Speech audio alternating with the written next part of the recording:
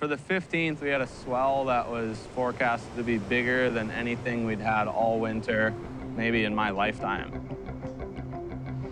We're all a little scared and kind of concerned about how big it's going to be out there today, but hopefully it's somewhat manageable.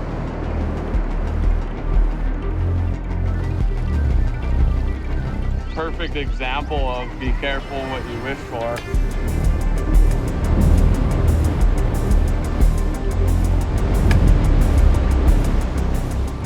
I've never seen jaws break like that in my life. I see the greatest big wave surfers in the world looking like they just seen a ghost after every single set. You're against some real serious conditions.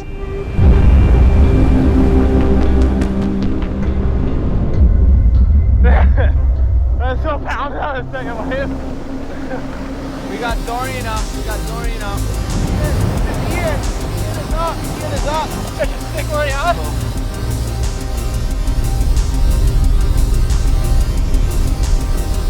I saw him whip it and go on this wave, and right when I saw him get to speed, I was like, he's too deep.